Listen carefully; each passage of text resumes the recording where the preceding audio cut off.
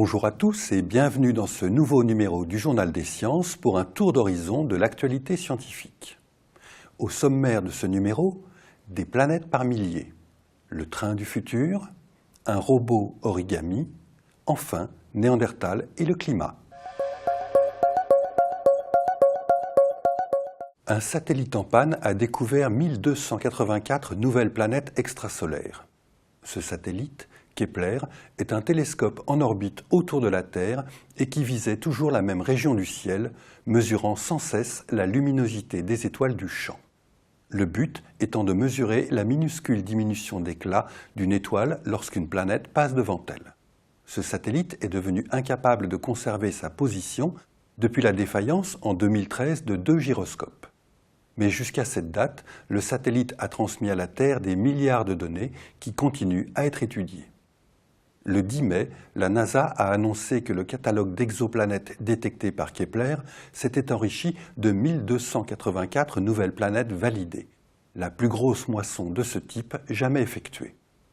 Parmi ces planètes, une dizaine se trouveraient dans la zone d'habitabilité de leur étoile. Cette zone est théoriquement celle où de l'eau liquide pourrait exister sur la planète.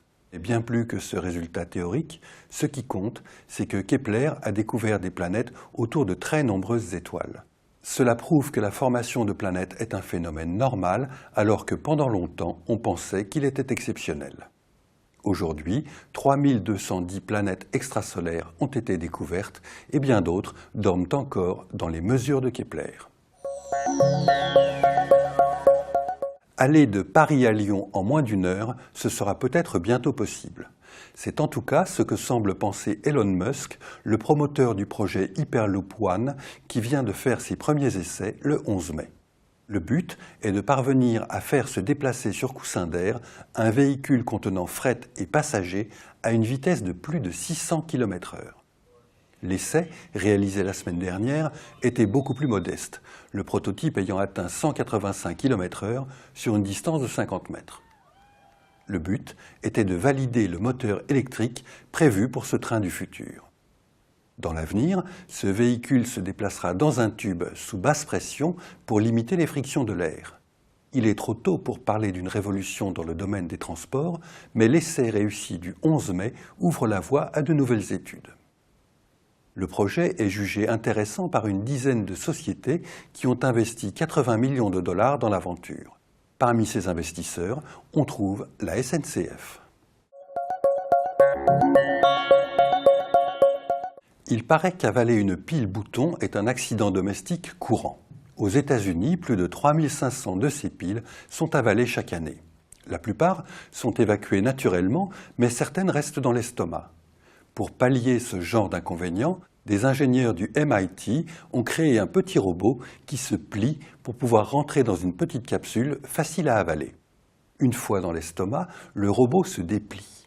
Il peut alors être contrôlé de l'extérieur du corps par un chirurgien à l'aide d'outils magnétiques.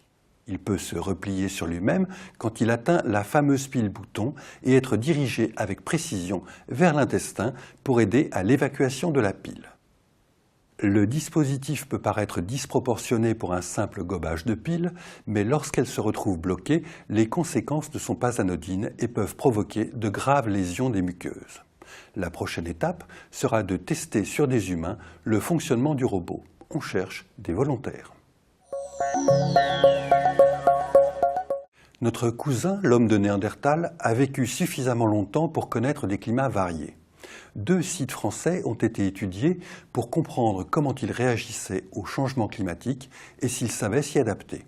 Si l'on en croit les résultats d'une étude parue dans le Journal of Human Evolution, la réponse est oui. Sa capacité d'adaptation est bien réelle. L'étude a consisté à analyser les os d'animaux découverts dans 2 grottes autrefois fréquentées par des Néandertaliens dans le sud-ouest de la France, à Pêche-de-la-Zée et Roque-de-Marsal.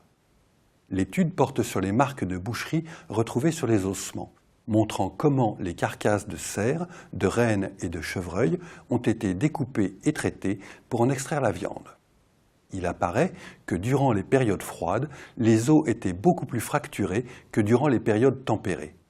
Cela traduit probablement la nécessité d'utiliser la moindre parcelle de nourriture.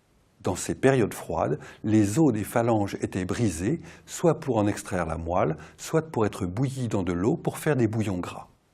Cela peut paraître peu de choses, mais cette étude montre toute l'adaptabilité de notre cousin et sa capacité à réagir au changement climatique. Ce numéro est maintenant terminé. Rendez-vous la semaine prochaine pour un nouveau tour d'horizon de l'actualité scientifique. En attendant, retrouvez-nous sur scienceactualité.fr, le site de la rédaction.